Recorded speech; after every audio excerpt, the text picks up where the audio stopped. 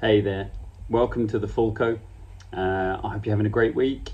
This video today is going to be looking at the Coventry City Cup game. Plenty to get through, and I'm sure you've looked and seen and read and been over all the content that's been coming out about the game. So again, I wanted to come at this from an overall review perspective, looking at the team, the lineup, the selection, and then going through the individual players as well. I think the first thing to say about this cup game is that from my perspective, in terms of making so many changes, 8 changes to a starting lineup, I've got no problem with it. So I'll keep coming back to this thing when I'm talking about football in general. It's about consequences at the highest level or at any level. It's about consequences. The decisions you make and the outcomes of those decisions are what separate the really elite teams, the really elite players, from those in that category just below. You find that the top players and the top teams, they make decisions, they do things, and they work out. And sometimes there's no rhyme nor reason for it. But in terms of Ange deciding to make so many changes to the team that played in the North London derby, I have absolutely no issue with it. I would argue that the way the game eventually panned out, he could have made more changes to the starting lineup. And I think there's a couple of reasons why that's a positive thing to do. Number one, coming so soon off the back of an intense North London derby, there's no problem with resting players. A lot of players have not had a lot of minutes. And also they've variously had injury concerns and they're returning from things like that. So in terms of making changes, if we want to compete on multiple fronts, we will need to make changes, and we will need to have players who are not necessarily in the arguably best first team performing week in, week out, and they're going to need minutes to do that. That's the second part of it. In terms of being able to challenge, it's not just about resting players, but it's about getting minutes into players. So a lot of these players and a lot of the challenges they had on Wednesday is plain and simply down to the fact that they haven't played a lot. And there's no magic bullet to that. As much training as you do, you need competitive game time. And so we need to be giving younger players, we need to be giving squad players and rotation players, we need to be giving them competitive minutes in the system, in the way we want to play, and playing with each other in order to get to where we want to go, which is having a large group of players who can come in and who can contribute throughout the season. So again, no issue whatsoever with making lots of changes. But as I said at the beginning, it comes down to consequences. We did this against Fulham last year and it didn't work. We managed to go all the way to penalties and we lost on penalties, which is entirely possible. You can do that against any team. No matter which league they're playing in, but we played a fellow Prem team and we didn't get through on penalties. You make your decisions, and if you've done the prep, if you get a little bit of luck and the stars align, then it works out for you. And so if you put the work in on the training pitch, sometimes it does go in your favour. We did manage to get over the line. We'll talk about how we did that in a sec. But from that point of view, lots and lots of changes to the starting lineup. We need to get minutes into players. I'm not mad at it. So absolutely fine with that. The next kind of overall point to think about is how disjointed it was and how disappointing the performance was. That is to be expected. This isn't an excuse for putting on a really poor display against Coventry, who are a championship side, and we should look to go there even away from home. We should look to be dominating that game. So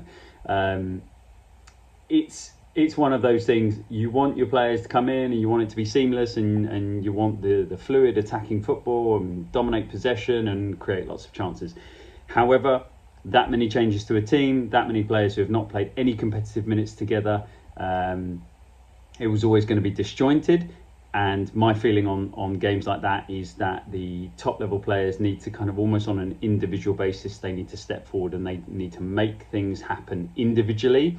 And that's what drags the team forward in games like that. That didn't happen. So that is definitely a disappointment that people didn't take responsibility and didn't step up. But there is a big group of really young players, and it's really hard to say to young players, go out there and take responsibility.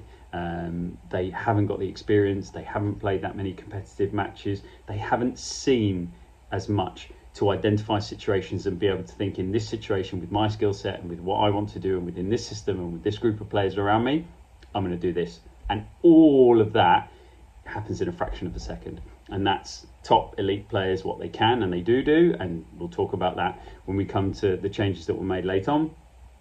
But it's really hard to say to Barry Val and to Archie Gray and to anybody else, come in, do something wonderful and spectacular and change the game. So you can totally understand why overall it was a disjointed performance, and then beyond that on an individual basis, when you've got so many players that have not had competitive minutes, their performances are going to be affected by that, and we could definitely see it.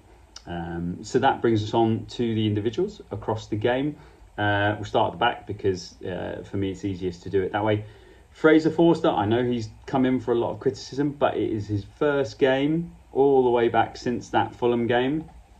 He received a lot of stick for the pens, but yes, he got nowhere near any of those penalties. But what I would probably say about a goalkeeper like Forster is he's so experienced that once he knew the pens were going the other way to the way that he'd selected to dive, and you could certainly criticise the prep and the planning if they had a plan for Fulham's penalty takers.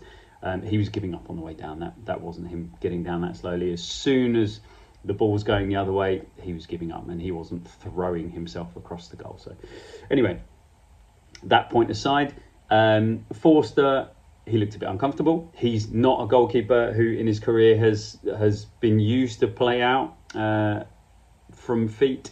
He looked uncomfortable. There was that ball to Berryvale on the edge of his box. He didn't get that right early on. It invited pressure. He made a decent save off the back of that. His shot stopping was good. It was solid. He didn't maybe look as comfortable as I thought he might do or as dominant in the air, but he was already a step up on Vicario in terms of coming, punching things, claiming the ball. He did okay in that aspect. He looked a little bit more dominant in terms of reaching up and grabbing the high ball or getting a fist to it. He obviously did have that incident with Dragushin in the second half, which was decision making. So again, not his natural game. Sweeper keeper coming out, he made a decision, he got it wrong, crashed into his own defender, and was brilliantly bailed out by Ben Davies. Archie Gray, he did okay at right back. I don't think he had a great influence on the game. He certainly didn't pop up into the inverted positions and have a great deal of a say over our attacking play, but we were extremely disjointed as a team going forward, so I'm not surprised by that at all. And again, it's asking a lot for him to come in there and almost be like a number 8, number 10 and dictate the play at his age, but I think he did okay.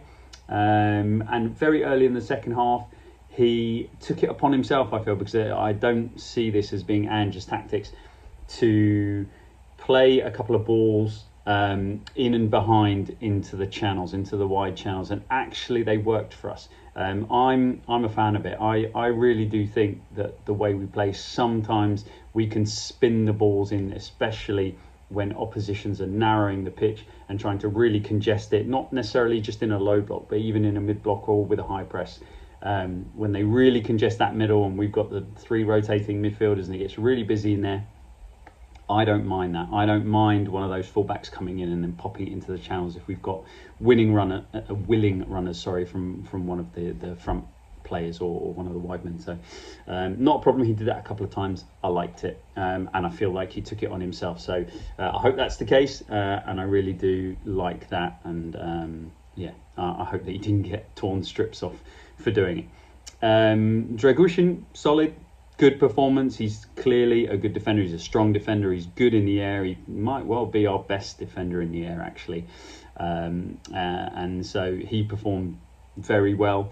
Not a great deal to say about him. And yeah, maybe that one moment with Fraser Forster where you think, were you two communicating? Was Forster expected to take control and call Dragushin in?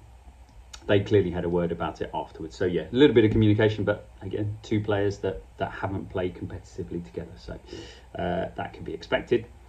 Ben Davies, he, again, overall good. He's another one of those players that fans like to get on the back of in terms of he's not good enough, etc., etc. He looked shaky. He gave the ball away.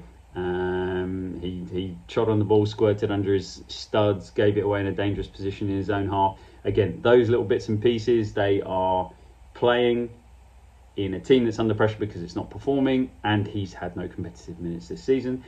But what did Ben Davies do? He had a really good header that brought a good save from the keeper, one of our rare chances, and he did well. He was in the right position, and he's actually quite good in the opposition box.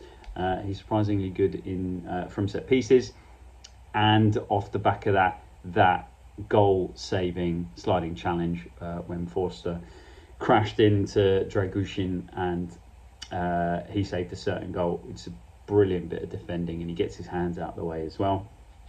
Again, that moment, that in itself could be the difference between us going behind far earlier and changing the game. You never know. As with anything in football, when something happens, it creates an alternate universe to the one that happened. So we don't know. They could have gone on to thrash us 4-0 if that had gone in. We could have, retaliated and gone on to win 4-1. We don't know what would happen, but that action was a really good action. He got back in, he stopped that on the line. And then one other moment for their goal. Some people are criticising Davies' positioning. I'll be honest, from my perspective looking at that, I want Spence. First of all, I can't see it and I can't hear it, but I want Spence to be absolutely screaming at Davies that he's got a player on his right shoulder. So he's aware to try and cut the ball out. If he's going to be, because Davies is going to be the deepest centre half at that point. If he's in the middle of the goal and he's got a striker off him, he's going to be the deepest defender calling the line, and everybody else is going to take their line from him. Spence has got to be yelling at him and screaming, and maybe I can watch it back and see if he did, that he's got a player on his back and he can try to cut out that ball across the front. Again, I want Spence to be far more tucked in. So if he's aware, if he looks around, he'll see that he's got no other threat. He's got no one coming down the inside channel to threaten. He's got no one on his outside to threaten. I would really like to see him busting a gut to really get in tight to the striker. Again, holding his line, he doesn't need to get goal side and worry about, ruining the offside trap there, but he needs to get touch tight into him so that when he sees that ball coming across, instead of putting your hand up looking for it, what you're then looking for is coming round and getting a challenge in to stop that player getting a clean contact on the ball for a first time finish. So that's what I'd like to see, those defensive instincts. I'd like to see Spence do a bit better on that. But otherwise, moving on to Jed, I think he had a good game. And in fact, that was one of the changes that I thought he might make in terms of Destiny getting a rest. Destiny has looked really, really tired this season. He doesn't look match fit. He doesn't look confident. He's not been imposing himself physically. And certainly from attacking perspective, he hasn't been providing very much. And it really didn't go well for him in the first half of this game. There were moments where, the link up on the left-hand side with Werner wasn't working. I don't know where Destiny is or what the drop-off in form is from post his injury and his coming back to the team, but he really didn't offer much, and I felt this was a game he could have sat for. So Spence came on.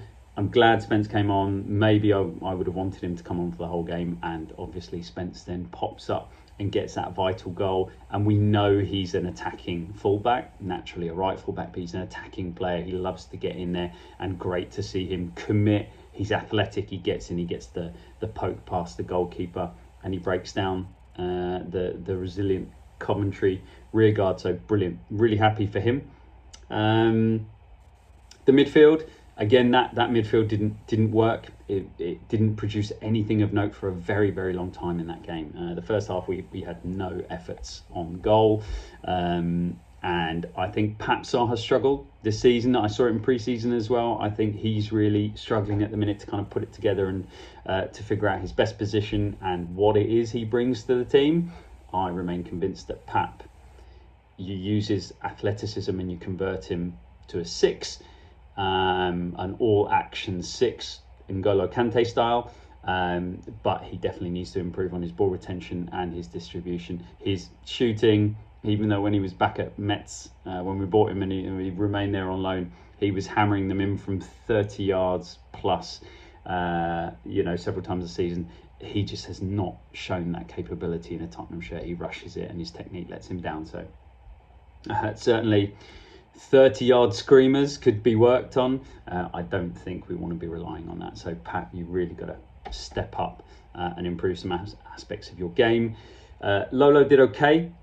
He provided a bit of calmness. He didn't do a great deal during the game, all the way till that 88th minute, when he pinched the ball.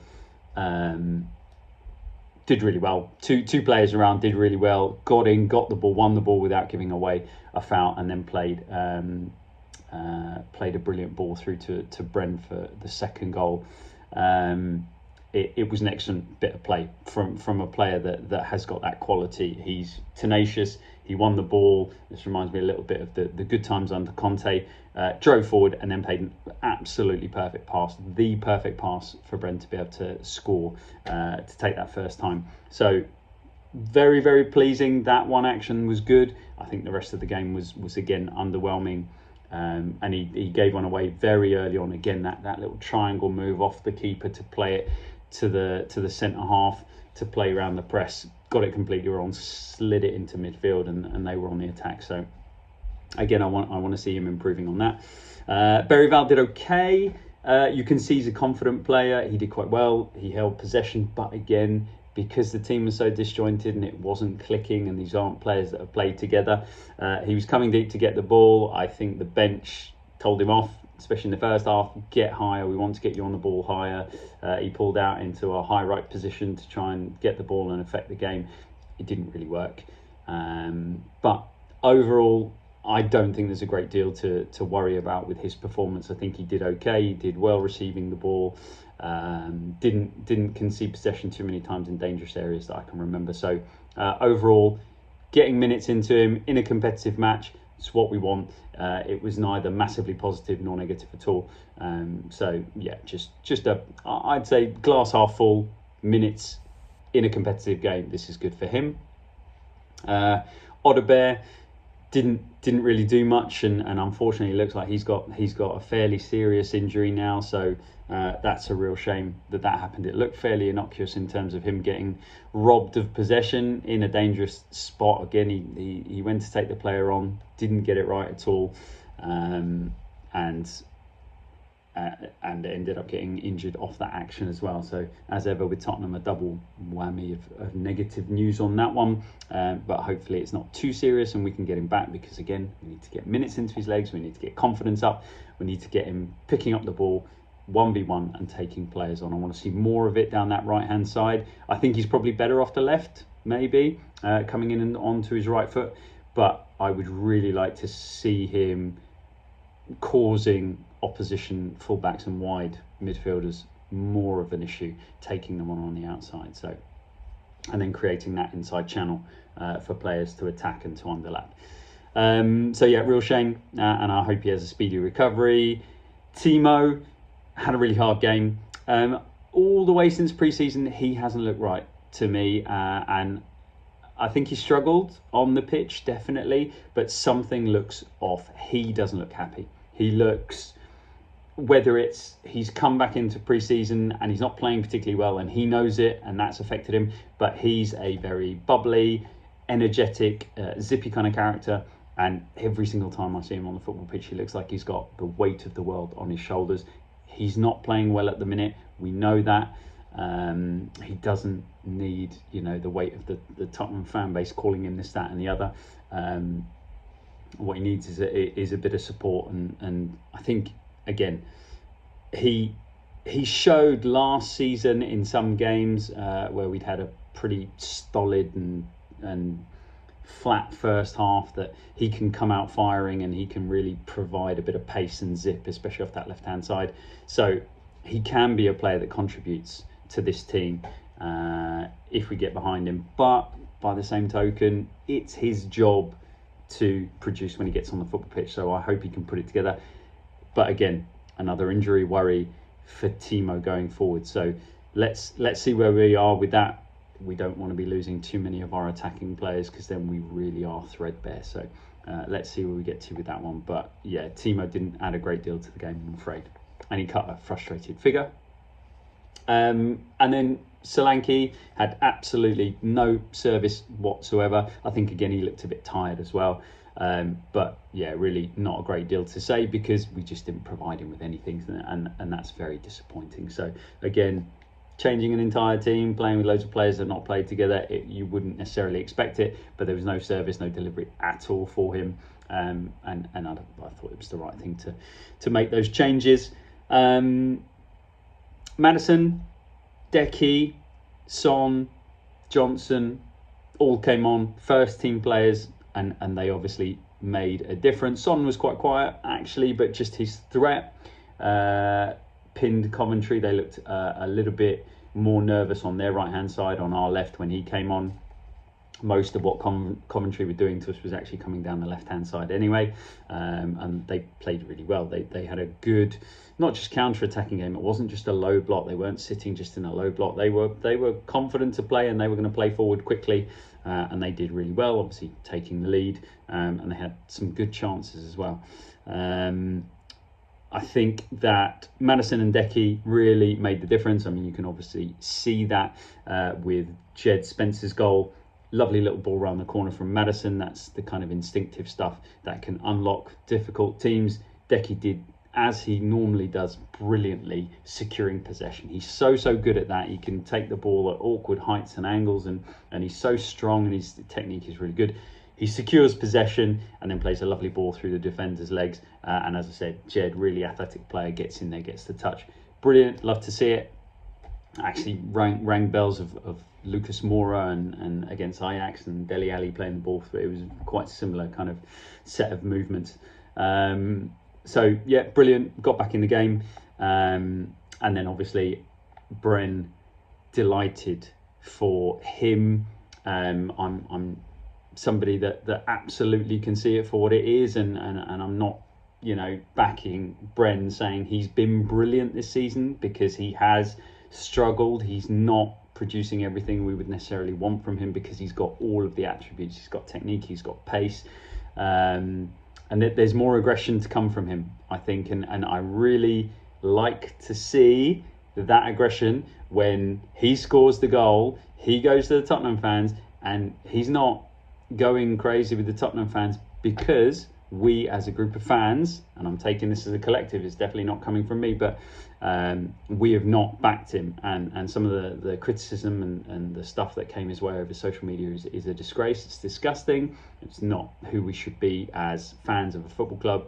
You're not a fan of a football club if that's how you're going to treat the players on the pitch. And you could see there's a bit of steel in there. He's angry, he's upset, and he should be, and he's absolutely right to be. He's not a player who's not trying. He's not a player that's not putting it out there. And I could not have been more delighted that he was the one that got in there. And that was a hugely pressured moment. He took it early, took it first time, didn't think too much about it, didn't try to go around the keeper. Beautifully taken into the corridor where, keeper can't do anything about it. No defenders getting back there, and took it brilliantly. It was a lovely pass through, but he made the most of it, and he made a difference. He won us the game.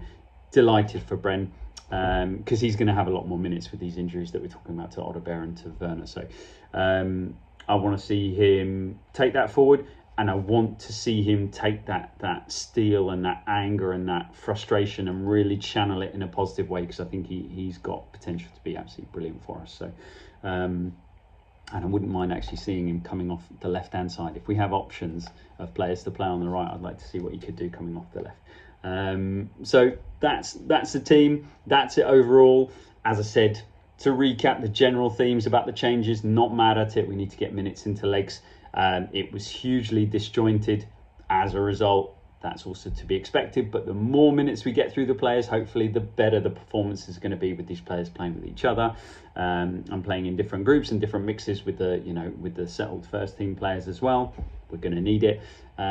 We got the job done. We weren't convincing, we weren't great. Coventry were fantastic. They played really well. Tactics were spot on, and they were brave, and I want to see a bit more bravery from Tottenham all across the pitch.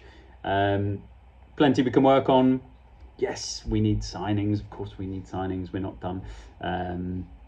But we got over the line. So it's a win. We move on to the next round. Let's keep going. We've got Brentford tomorrow. That's going to be a really, really tough game depending on who's fit and who can play. So to everyone that's going to the game, enjoy it. I'll be there.